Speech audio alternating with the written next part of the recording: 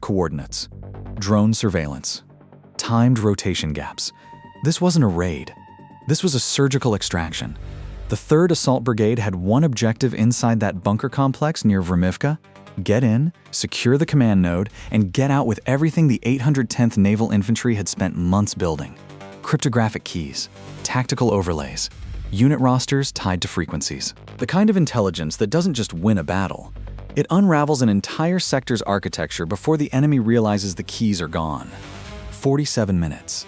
That was the window between rotation of the outer security element and the next check-in to the brigade coordination net. 47 minutes to breach a hardened command bunker, neutralize a garrison, recover intact cryptographic material, and extract before the sector's quick reaction force could respond. The assault team went in at 2:18 a.m. They came out at 3:04 a.m. And what they carried changed the calculus of the entire southern Donetsk axis. I'm your host at East Alert, where we analyze the battles that change wars. Tonight, we reconstruct one of the most precise combined arms operations of this conflict. A ground assault timed to the minute, supported by drone overwatch, electronic suppression, and the kind of intelligence preparation that turns a dangerous raid into a controlled takedown. The 810th Naval Infantry Brigade was one of Russia's most decorated formations. Its command bunker near Vremivka was hardened, defended, and considered secure.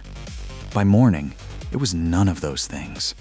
Real battles, real tactics, real consequences. Let's break it down. To understand why this operation mattered, you need to understand what the Vremivka salient represented in the months leading up to the assault. The salient, a shallow bulge in the Russian defensive line east of the Mokry Yaly River, had become one of the most contested terrain features along the southern Donetsk axis. Russian forces had spent the better part of a year fortifying the high ground there. Tree-line positions camouflaged with netting, fighting positions dug to 3 meters. And at the center of it all, buried under 6 meters of compacted earth, reinforced with prefabricated concrete panels, a brigade-level command node belonging to the 810th Guards Naval Infantry Brigade, Black Sea Fleet. The 810th is not a unit to dismiss. Founded in the Soviet era, blooded in Chechnya, deployed in Crimea, and reinforced repeatedly since the full-scale invasion began, the 810th had built a reputation as one of the Kremlin's most reliable assault formations. They were used on the hardest axes. They held when other units folded. Their commanders were experienced, their logistics reasonably functional by Russian standards, and their communications architecture more sophisticated than most frontline formations, which is exactly what made their command nodes so valuable. A brigade-level command bunker of this type doesn't just contain maps. It contains the full operational picture of every subordinate battalion, every fire support coordination measure, every frequency assigned to every unit in the sector. It holds the cryptographic material that allows encrypted radio communication. It holds the rotation schedules, the logistics timelines, the casualty reports that reveal actual combat power rather than the inflated numbers Russian headquarters routinely submitted upward. Capture it intact, and you don't just know what happened in this sector. You know what is about to happen. You know which units are exhausted, which positions are undermanned, which fire missions are planned for the next operational cycle. Ukrainian military intelligence, the GUR, had been building a targeting package on this node for weeks. The first thread came from signals. Ukrainian electronic intelligence assets had been tracking a distinctive frequency cluster emanating from the Vremivka tree line. 3 high-frequency bursts per hour. Encrypted, but the pattern itself was diagnostic. Brigade-level command nodes operate on predictable rhythms. The timing of the transmissions matched the 810th's known communication doctrine to within acceptable margins. A source location was triangulated. Not precise enough for a strike.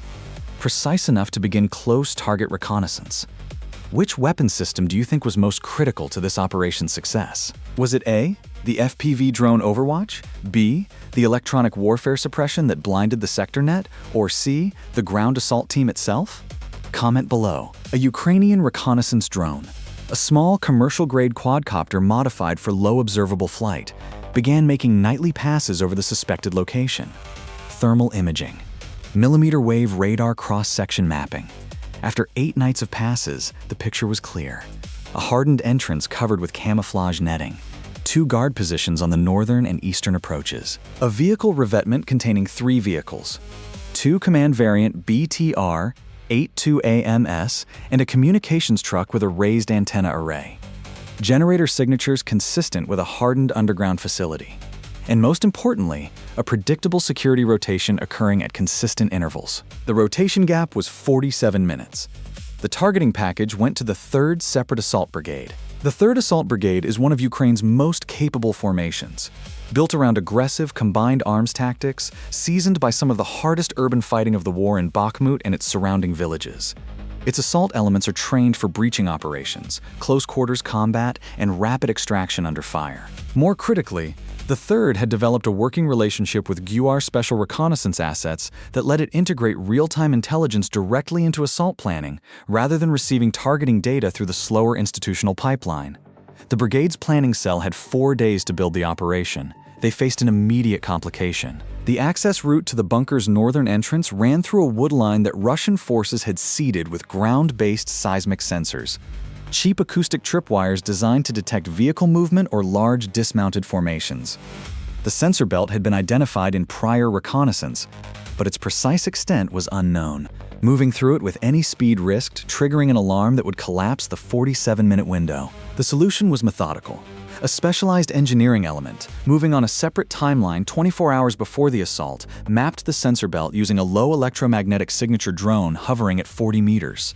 The sensors were not removed. Removing them would alert the garrison. Instead, their positions were marked precisely, and the assault route was threaded between them with 2-meter margins.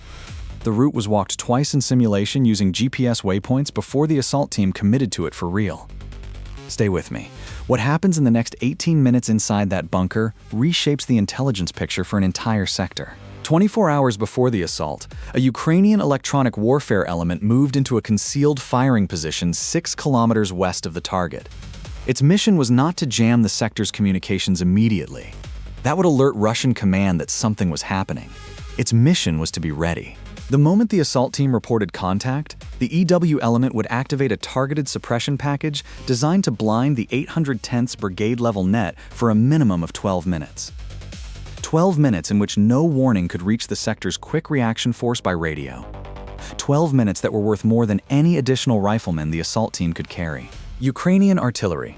A battery of M777 155 mm howitzers was pre-registered on 2 positions, the vehicle revetment adjacent to the bunker and a secondary fighting position 300 meters south that Reconnaissance had identified as a potential reinforcement route.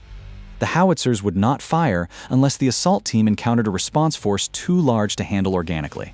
Their presence was insurance, calculated, loaded, and waiting. The assault team itself numbered 14 operators, 8 from the 3rd Assault Brigade's specialist element, 4 GUR operators with specific responsibility for the intelligence recovery mission, document exploitation, digital media extraction, and cryptographic material handling. 2 combat medics embedded at the rear of the formation. They carried suppressed assault rifles, breaching charges pre-calculated for the bunker's entrance door specifications, and fragmentation grenades. No heavy weapons. Weight was the enemy of speed, and speed was everything. At 2:18 a.m., the team crossed the line of departure. They were 11 minutes into the infiltration when the first problem emerged. The drone Overwatch, monitoring the bunker entrance from 80 meters altitude on thermal, picked up a 7th heat signature that hadn't been present in any prior reconnaissance pass. Not at a guard position. Inside the bunker entrance vestibule, a space that Reconnaissance had identified as unoccupied during the rotation gap. The assault team lead received the report through an earpiece and stopped the formation in the wood line. 7 personnel now accounted for inside the perimeter versus the 6 that planning had anticipated. 1 additional unknown. Possibly a duty officer who had stepped inside the vestibule to escape the cold. Possibly a signals operator whose schedule had shifted. Possibly something worse, an indication that the rotation pattern had changed and the window was shorter than expected. The team lead had 90 seconds to make a decision. Continue, with an unaccounted contact in the breach point. Abort, losing the intelligence opportunity and potentially alerting the garrison that reconnaissance had been compromised. Or adapt. He chose to adapt. 2 operators were detached from the main assault element and vectored to the eastern guard position, tasked with neutralizing both the guard and the unaccounted vestibule contact simultaneously with the main breach. The timeline compressed. The margin for error shrank. But the operation continued. At 2:31 a.m., the assault element reached the bunker entrance. How many personnel did the assault team neutralize in the first 60 seconds of the breach? A, 4, B, 7, or C, 9? The answer comes at the end. Stay with us. The breach used a shaped charge calibrated to defeat the bunker's reinforced entrance door without creating sufficient overpressure to damage the interior equipment. The charge had been calculated based on door specifications derived from electromagnetic material analysis of the installation, a combination of steel plate and ballistic-grade composite consistent with Russian mobile command post standards. The charge detonated at 2:31 a.m. and 22 seconds. The door failed inward. The first two operators entered at a sprint, clearing the entrance corridor in 4 seconds. The vestibule contact, confirmed as a duty signals operator, was neutralized before he could reach the communications panel. The Eastern Guard position was suppressed simultaneously. The Northern Guard, alerted by the breach charge, attempted to engage and was neutralized by the third operator through the entrance at 2:31 a.m. and 34 seconds. 12 seconds from detonation to control of the entrance. The 47-minute window was running. Inside the bunker, the picture was more complex than Reconnaissance had suggested.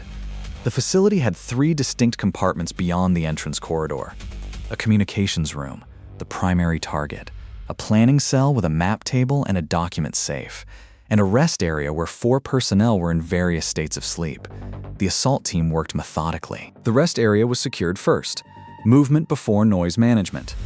4 personnel in various states of alertness, secured without weapons discharge. The planning cell was next. 2 duty officers, neither of whom had time to implement destruction protocols. The communications room last. 2 signals operators in the process of transmitting a routine hourly status report. They were stopped mid-transmission. The transmission terminated mid-sequence. That partial transmission, a status report cut short at an unusual moment, was later assessed as the first indication to Russian brigade headquarters that something was wrong. But by the time the sector's quick reaction force had assembled and begun moving, the assault team was already extracting. Subscribe to East Alert if you want to understand how modern warfare actually works.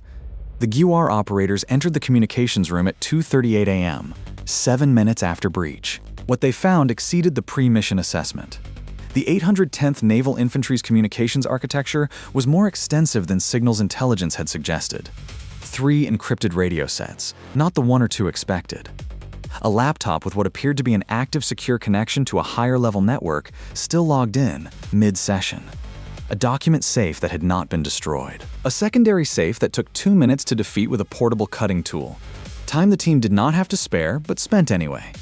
The decision to spend that 2 minutes on the secondary safe was the right one. Inside was a waterproof case containing 2 cryptographic key-fill devices of the type used by the Russian military for programming encrypted radio equipment.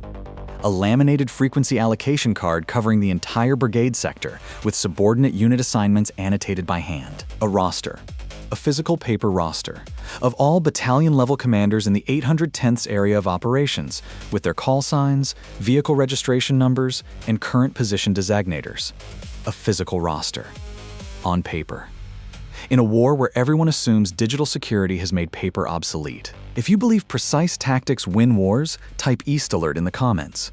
This is exactly what winning looks like at the operational level. The GUR operators photographed everything that couldn't be moved everything that could, and began extraction at 2:52 a.m., 34 minutes after breach, 13 minutes ahead of the theoretical window closure. At 2:53 a.m., the Ukrainian electronic warfare element activated its suppression package. The 810th's brigade-level radio net went dark across a frequency range covering 48 to 52 megahertz. For 12 minutes, any attempt by Russian forces at the bunker or in its vicinity to raise brigade headquarters would produce static. 12 minutes in which the extraction window was invisible to the sector's command architecture. The assault team reached their extraction vehicle at 3:04 a.m. and crossed out of the sector's patrol boundary at 3:17 a.m. The Quick Reaction Force, a mechanized element from the 810th's Reserve, arrived at the bunker at 3:31 a.m., 14 minutes after the assault team had cleared the area. They found the entrance breached, 7 personnel casualties, the communications equipment compromised, and both safes emptied. The duty commander's first radio call to brigade headquarters, attempted on the frequency already in Ukrainian hands, received no response. He switched to an alternate frequency. That frequency was also on the laminated card in the waterproof case. What happened next illustrated the cascading effect of signals intelligence at operational scale. The cryptographic key-fill devices recovered from the bunker were not simply keys for the 810th Naval Infantry's own communications. They were master keys, devices used to program the encrypted radio sets of multiple subordinate and adjacent units in the sector. The Russian military's approach to cryptographic material distribution, derived from Soviet-era doctrine, involves periodic rekeying of an entire sector's communications from a brigade-level node. The keyfill devices recovered from the Vremivka bunker contained the current operational key set for not just the 810th, but for 2 additional formations operating on adjacent axes. Ukrainian signals intelligence assets, now equipped with the current key material, began passive monitoring of the 810th sector net within hours of the extraction. What they heard was diagnostic. The first 48 hours of monitoring produced, by Ukrainian General Staff assessment, more actionable tactical intelligence than 6 weeks of prior signals collection. Russian unit commanders, unaware that their cryptographic material had been compromised, continued communicating normally. Fire missions were transmitted in full, with coordinates, timing, and ammunition type. Logistics requests revealed which positions were running low on critical supplies. Personnel rosters discussed in routine communications confirmed which units had suffered what levels of attrition, providing a ground truth check against the physical roster recovered from the bunker. On 3 separate occasions during the monitoring window, Ukrainian artillery was able to pre-register on coordinates transmitted by Russian fire support elements before those fire missions were executed. Rounds landed on Russian artillery positions while the howitzers were still being positioned.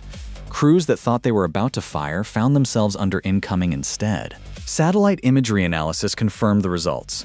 4 artillery systems destroyed in what Russian commanders described in their own communications as inexplicable Ukrainian foreknowledge. There was nothing inexplicable about it. What do you think? Is the physical document, the paper roster, the laminated card, still the most dangerous thing a command post can lose? Drop your analysis in the comments. The 810th Naval Infantry's response to the bunker breach illustrated several recurring failures in Russian defensive doctrine. The immediate response, the quick reaction force dispatch, was tactically appropriate but operationally useless. The QRF arrived too late and found a situation it couldn't reverse. More significantly, the 810th Brigade headquarters did not immediately implement emergency rekeying protocols. The correct response to a compromised communications node is to immediately change all cryptographic material across the sector and go dark until new key material is distributed. This process takes time, typically 12 to 18 hours for a formation of this size, but it terminates the compromise. The 810th did not initiate emergency rekeying for 31 hours after the breach. 31 hours. The reasons are instructive. Emergency rekeying requires physical distribution of new key material to every subordinate unit. That distribution happens by vehicle or by courier. In a contested environment with Ukrainian drone coverage and interdiction fires targeting vehicle movement, physical logistics are slow and dangerous. Several subordinate commanders, aware of the travel risk, reportedly requested that rekeying be deferred until a safer distribution window. Brigade headquarters acquiesced. That decision, understandable from a force protection perspective, catastrophic from a security perspective, was the same Soviet-era risk calculus the 810th's command culture had been making for decades. Protect the people. Accept the communications risk. In a 20th century war, that trade-off might be defensible. Against an adversary with the capability and willingness to exploit signals intelligence in near real time, it was a fatal miscalculation. Ukrainian General Staff reports indicate that the intelligence windfall from the Vremivka operation contributed directly to subsequent fire missions that degraded the 810th's combat effectiveness by an estimated 23% over the following operational cycle. That number, assessed from combat footage verification and post-operation OSINT analysis, represents vehicles destroyed, personnel casualties, and the disruption of planned offensive operations that were clearly telegraphed in the intercepted communications.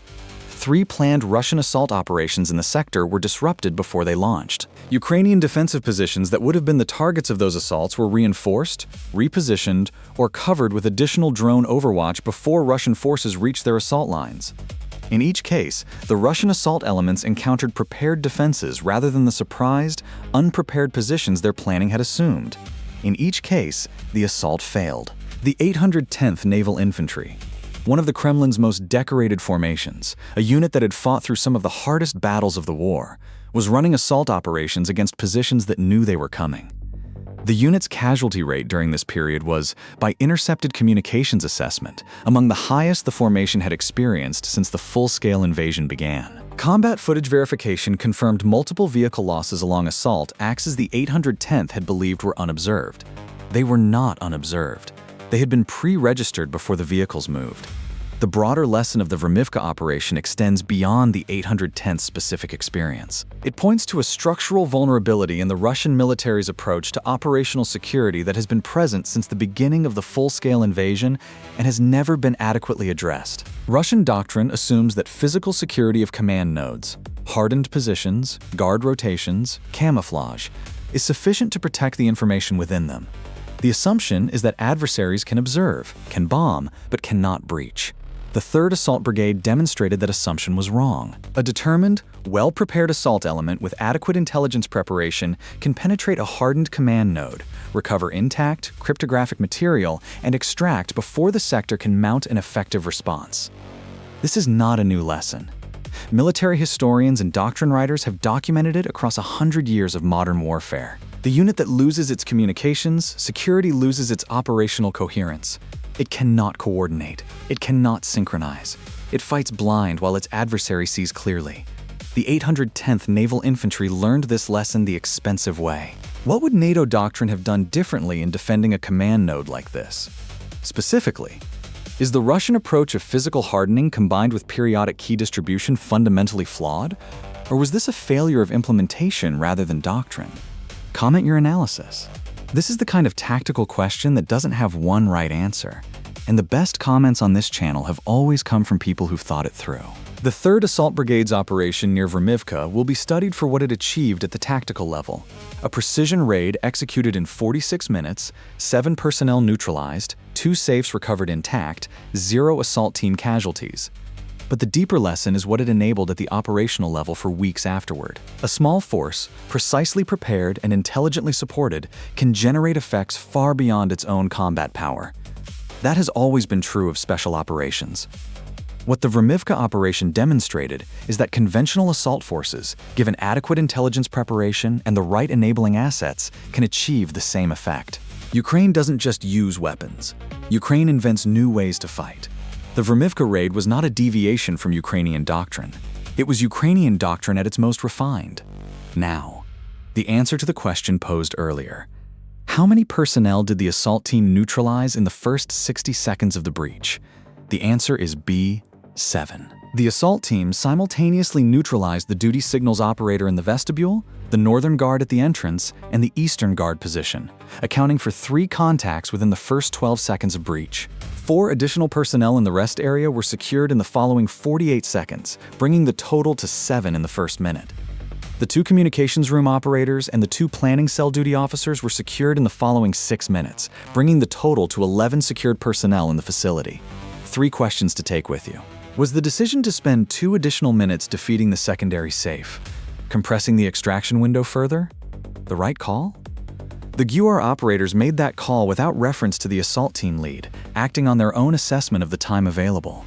The material inside justified the risk. But if the quick reaction force had been faster, those 2 minutes could have meant the difference between a clean extraction and a sustained contact. Could the 810th Naval Infantry have prevented this? The bunker was hardened. The guards were in position. The rotation schedule was consistent with doctrine. The answer is yes, but prevention required a different philosophy. Random rotation schedules, decentralized key distribution, more frequent rekeying cycles. All of these measures complicate the attacker's planning. None of them were in place. And what would you have done differently if you were commanding the assault team and received that 7th heat signature report 11 minutes into the infiltration? Continue, adapt, or abort? There's no clean answer. The team lead chose to adapt. It worked. But it worked in part because he had operators capable of executing a modified plan under time pressure in the dark. The same decision with a less capable team could have ended very differently. Subscribe to East Alert, because we break down the battles that textbooks will study for decades. Will operations like Vremivka become the template for how Ukraine systematically dismantles Russian command architecture across the front? Comment yes or no, because the evidence from this sector suggests it's already happening. The bunker near Vremivka is quiet now. The entrance is sealed. The communications equipment that once coordinated an entire sector's fires sits somewhere in a Ukrainian intelligence facility, yielding its final secrets. The 810th Naval Infantry continues to fight, reorganized, rekeyed after that 31-hour gap, recalibrated. But the sector they defend is no longer the sector they thought they understood. Too many coordinates are known. Too many frequencies are familiar. Too many commanders operate with the awareness that somewhere, something they said or transmitted has already been heard by someone who knows what to do with it. That awareness, that creeping uncertainty about the integrity of your own communications, is a weapon in itself. It slows decision-making. It creates hesitation at command level when speed is essential. It makes commanders second-guess the information they're acting on and the orders they're issuing. In a war where Russian command culture already tends toward rigidity and risk aversion, that hesitation compounds existing problems into operational paralysis. The 3rd Assault Brigade walked into a bunker and carried out documents. What they left behind was something harder to measure and harder to fix: doubt, real tactics, real consequences. East alert. The wrecks remain.